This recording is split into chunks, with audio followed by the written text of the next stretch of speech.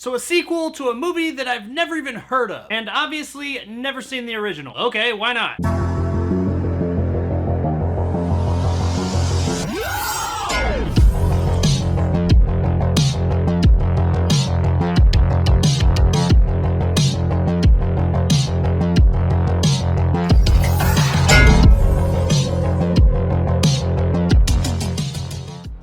Shockwave 2 is brought to us by director Herman Yao and stars Andy Lau and Sean Lau. Lots of Lau. So Shockwave 2 is the sequel to, that's right, Shockwave. Shocking. And while I've never seen the original Shockwave, my understanding is that this is a sequel in name only. It's all new characters, new events, just new everything. Now this was the highest grossing movie of 2020 in China, which is no small feat because China got a whole bunch of motherfuckers in it. And seeing as how I'd never heard of this movie, going into it, I was a bit apprehensive. I thought maybe it was going to be a movie that wouldn't connect with me as much, probably due to some cultural things or something. I mean, that happens sometimes. Things connect differently with people from different cultures. That's okay. But after watching this movie, I was actually really surprised at how much I liked it. This movie was a whole lot better than I ever thought it was going to be. This is essentially an action movie, and let's be honest, Hong Kong action movies, while they are really exciting and fun and have really cool set pieces, they're not always known for their great deep stories. But Shockwave 2 was actually pretty interesting, and the story goes some places I wasn't really expecting. There's some really interesting twists and turns here, and I didn't always know what was going to happen next. It's not just about the action. Yeah, that's a big part of the movie, but there is more to it. We follow Andy Lau's character, who is part of the bomb disposal unit in Hong Kong. He's like the bomb disposal guy. They send him in whenever they've got some crazy bomb nobody else can figure out. However, when one of the bombs he is trying to defuse goes off and he's injured, he loses his leg, and then his career is up in the air. Fast forward 5 years, and we see what seems to be him setting off a bomb in a building, killing 18 people and injuring himself. This leaves him with amnesia, so he can't remember what he was doing there. He can't even remember his own name or his friends or really anything that's happened over the past few years. So now we go on a journey to see what happened to this character. Is he a terrorist now? Is he working undercover? Was he really there to help? What's going on? Why did this highly decorated officer seemingly start to set off bombs that he used to defuse? It's that question right there that does actually make this movie really interesting. For a good portion of the film, we don't know what his motives are, what he was really doing at that party when the bomb went off. We don't know, is he a bad guy now? Is he still a good guy? What's going on? And the movie presents this part of the story to us very well. We're piecemealed information here or there so we can slowly construct what happened to this guy in the 5 years between when he lost his leg to when this bomb went off and he got amnesia. And during all that, we get some really exciting moments. Like, the action here is very well done. And I don't mean just like a bunch of martial arts action or anything. Actually, there's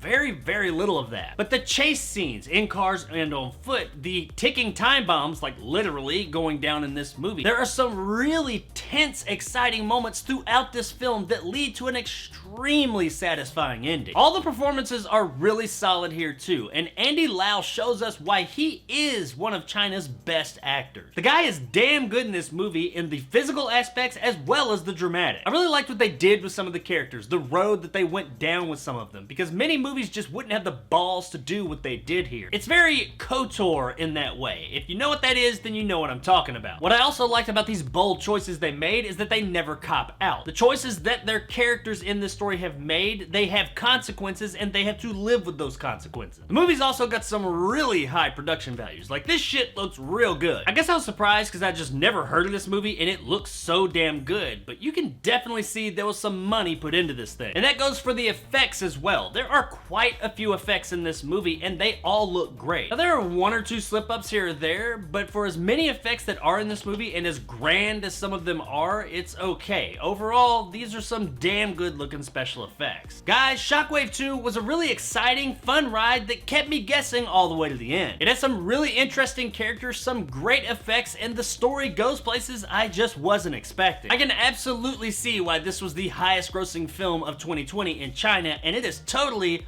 worth a rent. All he wanted was this. I have to return some videotape. I was really surprised by this movie. I honestly, going into it, did not think it was going to be much of anything, but damn, I had a really good time with this movie. So if you're looking for an exciting action flick for the night that has a pretty solid story as well, then check out Shockwave 2 one night, and I think you're gonna have a pretty good time with it. So there it is, guys, my review of Shockwave 2. If you enjoyed, want more content like this, hit that subscribe button and help my little channel grow. If you want to help out the channel, check out my Patreon in the description below and become a jarhead and get some of the awesome benefits to go along with that, like these guys, and possibly join my top tier and become a bad motherfucker like my man Greg. If you liked what I had to say, give me a like. If not, let me know in the comments below why. And as always, stay sexy, Hong Kong. 我係份。你為我殺咗18個人，你講唔講真説話？講真説話。